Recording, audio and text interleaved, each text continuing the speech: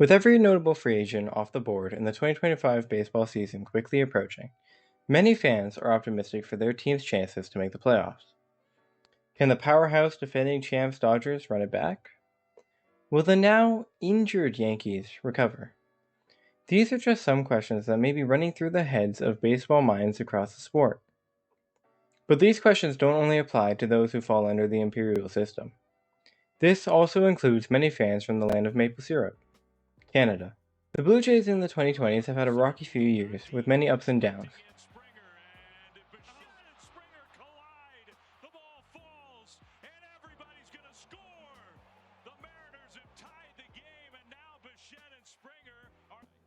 As a Blue Jays fan myself, I have felt the frustration from the fan base as much as anyone.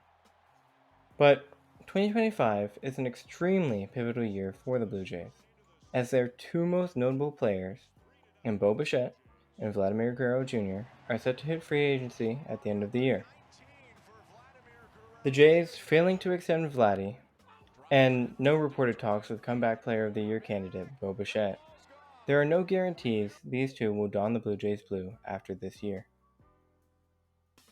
These two homegrown stars leaving in free agency got me thinking.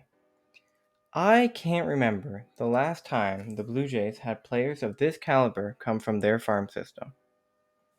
Unless you count Marcus Stroman, but I think most people would rather not be associated with someone as sportsmanlike as Strosho. Considering your pedigree, could you handle being a reliever? I'm a starter. I'm a starter. So right now, I'm a starter. you're the sixth starter. So how do you handle that? See how it plays out. I'm a starter. Homegrown talent is something that I find is really special about sports in general. There's something about watching a young player develop into the superstar they worked so hard to become. And as much as you can make a winning team by signing talent in free agency, it's hard to make the argument that drafting doesn't matter for a team's success. Especially when teams like the Baltimore Orioles and Atlanta Braves are rolling out young players daily and look to be formidable forces in the years to come. But from looking at the previous year's draft, the Jays look to be bad at it. Let's look back to the draft that had the latest homegrown quote-unquote star the Blue Jays had before Bo or Vlad. The 2012 draft with Marcus Stroman. Over 10 years ago at this point, many notable names have come out of this draft. Some names include number 1 overall, Carlos Correa, number 4 overall and current Blue Jay, Kevin Gausman, and number 7 overall, Max Fried. These names went a little while before the Jays' first pick, but it is worth noting that the Jays had 5 whole picks in the first round of this draft. And I want you to comment how many you think made the big leagues. Out of 5 first round picks, 1 made the major leagues. And out of 44 total picks, 5 made the major leagues. The Jays had the 17th overall pick in this draft, so naturally the most notable name out of the Jays class was picked in that spot. That's right, It wasn't Marcus Stroman. It was DJ Davis. Now I know what you're thinking. Who in the hell is DJ Davis? Now, I am sorry to all those Jays fans who watched the Jays in 2012 and were extremely excited for DJ Davis. But I cannot look back at this pick and accept it as reality when Corey Seager was picked directly afterward.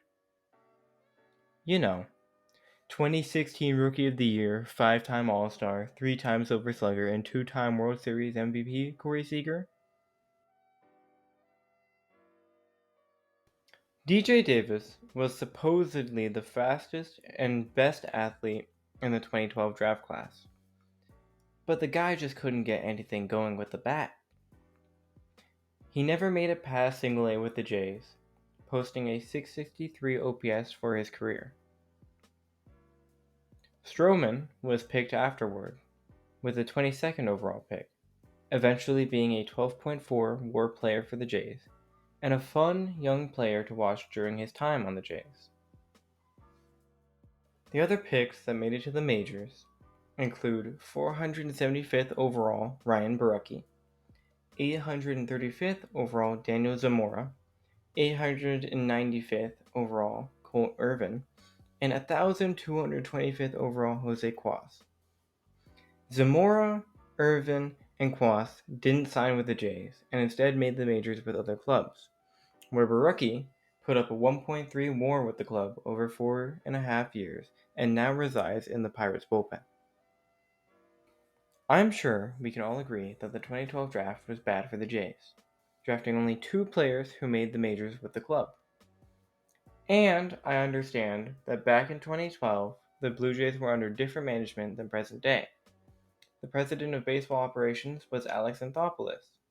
So maybe the Jays' newer management and CEO Mark Shapiro and executive vice president Ross Atkins have had better drafting luck. Let's look at one more draft, the same draft that the star shortstop Bo Bichette was drafted in, the 2016 draft. This was the first draft under new management after Alex Anthopoulos left the team. The first Blue Jays pick saw them selecting TJ Zeuch, a right-handed pitcher who was not very good, putting up a 0.2 WAR in 13 games with the club. This pick is a hard pill to swallow for Jays fans, as some picks that follow Zeuch include Royal star pitcher Cole Ragans, Dodgers catcher Will Smith, and a regular 40-homer guy in Pete Alonso.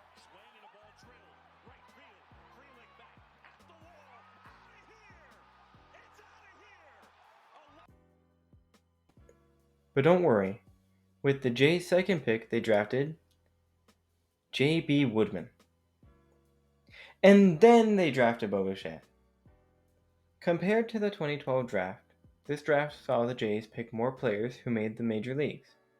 Names you may be familiar with include Bichette, Cavan Biggio, and Shea Langeliers, who didn't end up signing with the club.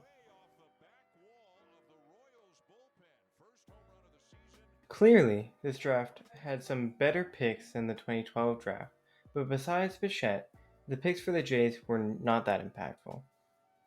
Teams like the Mets and the Dodgers get cornerstones of their team in Alonso and Smith, where the Jays' first 2 picks were busts.